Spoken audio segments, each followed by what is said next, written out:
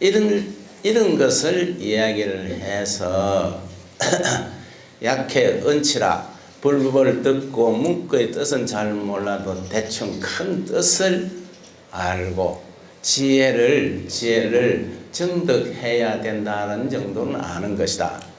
셋째는 뭐냐? 강의타설이에요.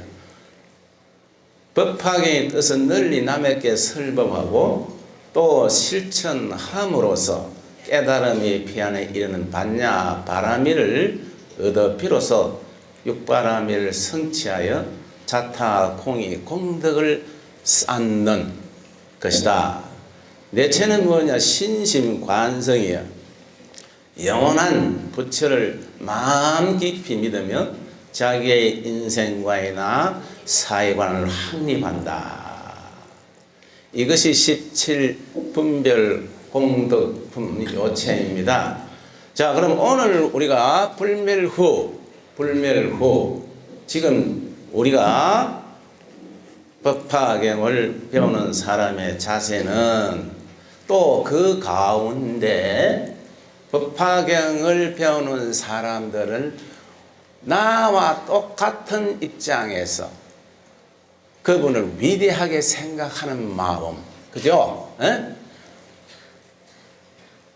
그분이 좋은 일을 하는 데 대해서 나도 그와 반사적으로 내 마음도 좋다, 기분이 좋다. 그래서 부처님이 이제 인멸하신 지금 불멸 후의 공덕 또 수의하는 마음의 자세 이것을 요약해서 이야기를 한다면은 오품이라는 게 있습니다. 오품. 부처님 멸도 후 법화경에 대한 경전신앙과 더불어 대승보살이 가장 중요시하는 육바라미를 수행하는 5단계를 말하는 것이다. 첫째는 뭐냐? 초수해품이야. 초수해품. 뒤에 놓겠습니다마는 처음 법화경을 듣고 다른 사람을 위해서 설해 주는 것은 50분째 되는 사람이 설해 주는 것보다 공덕이 더 수성하다 이 말이에요. 우리가 리레이 할 때도 총소리 나면 땅 같이 출발하죠. 걸음이 빠르는 사람이 1등을 하는 것과 마찬가지로 법화경의 말씀을 듣고 처음 타인을 위해서 설해주는 사람이 그 다음 사람보다는 공덕이 수성하다. 그래서 이걸 초수해품이라고 합니다. 그래서 이것은 앞에서 말씀드린 것과 마찬가지로 일념신에 한 생각에 믿고 아는 것. 앞에서 말한 일념신에서 출발하여 법의 가르침에 감사하고 또 감사할 뿐 아니라 감사에 대한 행동으로 옮기며 또 남의 선한 법과 행위의 기쁨을 느낀다. 남의 행위에 대해서 남의 수행하는 데서 자기가 수행과 통일시해서 항상 같이 동감하면서 기쁨을 느낀다. 그래서 두 번째는 이제 부처님 인멸한 다음에 뭘 우리가 해야 되는? 독송을 해야 됩니다. 독송. 응? 법화경의 경문의 뜻을 새기며 읽고 외워야 된다. 우리가 건강경을 보면 필사하라 그러죠? 예? 필사. 여러분 건강경을 자꾸 필사하는데 말 안 듣죠? 또 하라 하면 내내 해놓고 집에 가면 안 합니다. 여러분들 건강경 필사를 꼭 해보세요. 하루 10분이라도 써보세요. 각 품마다. 거기는 불가사의한 영험이 있습니다. 알았죠? 불교의 가피라고 하는 것은 진실되게 부처님의 가르침에 들어가는 것입니다. 이게 가피입니다. 우리가 반야신경에 보면 공의 소리 많이 듣죠? 에? 마반야 바라밀타신경 간자재 보살이 뭐예요? 다음 뭐예요? 나 잊어먹었어. 에? 뭐? 행신반야 바라밀타시 뭐해? 조견 오온개공도 에? 이거 공짜가 노죠? 오온이라는 게 뭡니까? 색수상행식 이 번뇌의 덩거리입니다. 이걸 육적이라 6가지 도둑놈이라 그래. 에? 6가지 도둑놈인데 만날 내가 도둑놈을 안고 다닙니다. 에? 안고 다녀요. 안고 다니면서 몽둥이를 지키면서 결국은 그 몽둥이에 자기가 맞습니다. 그러니까 아까 가피라고 하는 것은 불교의 기본 요체는 공의 사상과도 통일성을 가지고 있기 때문에 여러분들 공에다가 심신을 던져보세요. 던져봐. 그렇게 되면은 밑 빠진 독에도 물을 채울 수 있는 가피가 생깁니다. 무슨 듣겠죠? 여러분 밑 빠진 독에 물을 아무리 부어도 어떻게 됩니까? 쇠죠. 그럼 어떻게 해야 됩니까? 막아? 물론 막으면 되지.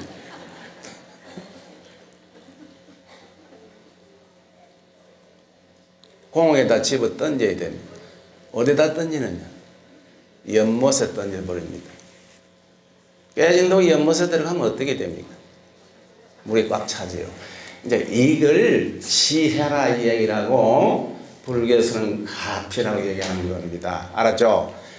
여러분 매일 와서 부처님에게 죄를 사하고 은총을 내려주시고 가피를 주시고 그런 복을 하는 불교를 믿어서는 아니 됩니다. 내가 주인공입니다. 내가 부처입니다. 따라해보세요. 내가 부처다. 내가 부처인데 왜 이 목불, 광불, 토불한테 비참하게 구걸 합니까? 인식의 전환, 발상의 전환을 갖는 것이 불교입니다.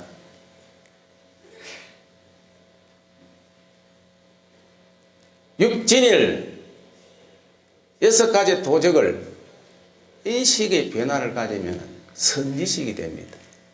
제 말 잘 들어보세요. 인식의 전환에 발상의 전환을 가지면 6가지 도적이 대선지식이 되는 거예요. 또 탐진치 삼독이 삼보로 변합니다. 그게 불교입니다. 잠깐 순간 여기서 일념 신해가 나왔지만은 잠깐 봉전 앞뒤가 똑같은 겁니다. 여러분들의 발상의 전환, 인식의 전환만 가지면은 바로 이것이 지혜로 가피입니다. 여러분 절대로 부처님에게 푹을 하지 마세요. 단지 우리는 교조이신 서가모니 부처님의 행적을 위대하게 평가하고 그분의 행에 대해서 또 그분의 법에 대해서 우리 종교의 뜻으로 모신 분이지 여기 모신 분이 여러분들에게 가피를 복을 공덕을 주지 않습니다. 왜? 나도 부처인 까닭에 부처가 부처를 압니다. 이해됩니까? 이해됩니까? 이 가장 중요합니다. 앞으로 불교가 발전하고 불교가 말이여 끝없는 발전을 위해서는 이 인식의 전환을 가져와야 됩니다.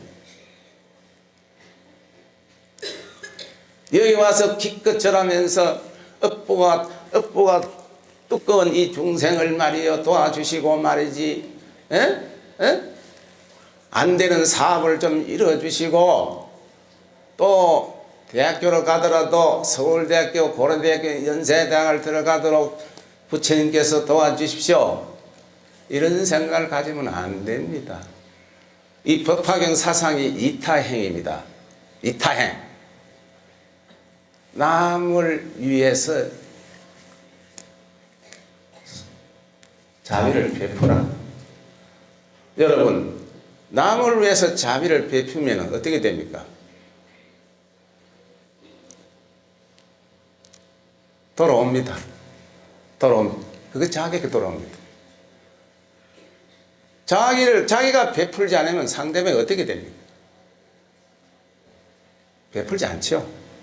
이 부처님의 인연법이 상이 상존하기 때문에 인드라왕 그물 코같이 얽히기 때문에 그 그물의 코가 다 제대로 끼어 있어야만이 우리가 고기 잡는 그 그물이 되는 것과 똑같이 이 세상의 조직이 그렇게 되어 있습니다. 또 가는 말이 고와야 오는 말이 고. 내가 상대방에게 먼저 자비를 베풀어야 한다. 그렇지 않고 어떻게 나에게 자비가 돌아옵니까? 자, 그래서 독송을 해야 돼. 독송. 부처님 인멸한 이후에는 우리가 부지런히 경전을 독송해야 돼. 건강경을 읽더라도 속으로 읽으면 안 됩니다.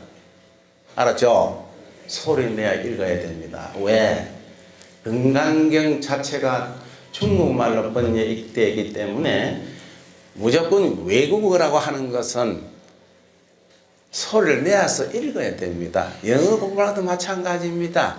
왜 우리나라가 지금 영어 공부 때문에 그죠? 온통 나라가 영어 공부, 원어 공부 하면서 외국에 교수를 초빙하고 선생을 초빙하고 이 종로바다에는 서울 각각에 가면은 영어 학원이 있는 이유가 뭐냐? 저도 학교를 다녀봤지만 옛날에 학교 영어 공부를 하면서 문법을 배웠어요. 문법이라고 하는 것은 아무 소용이 없는 거예요. 상대방과 대화를 할 수 있는 회화가 필요한 것이지. 우리 그걸 안 배웠기 때문에 대학 영문과를 나와도 언어인들하고 제대로 주고받고 회화를 못하는 거예요. 그와 마찬가지로 건강경은 독송을 하려면 고성어를 외워야 돼요. 고성어.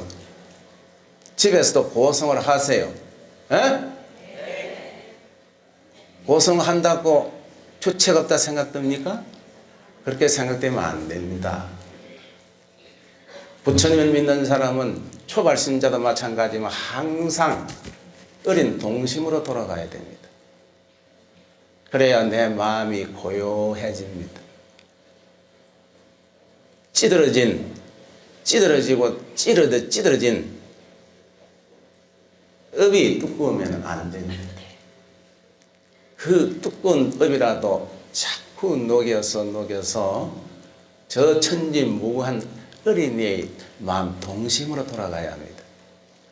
그것이 종교가 우리들에게 바라는 목적이 거기 있습니다.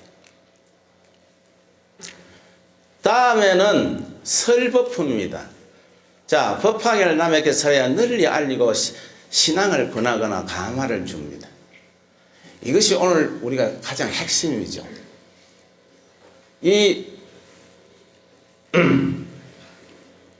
수혜품을 보게 되면은 내가 남에게 법을 설해주면은 그 공덕이 얼마나 되느냐 하는 그런 내용입니다. 그래서 내가 설하나 남이 설하나 하여튼 정성껏 부처님의 법화경을 이야기해 주는 사람은 누구든지 나의 기쁨으로 생각하라 이 말이에요. 알았죠? 에? 그것이 오늘 우리가 배우는 요체입니다. 그래서 자기가 배운 것만큼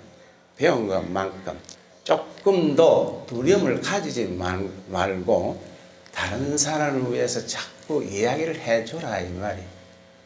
또 이야기를 해줄 뿐 아니라 오늘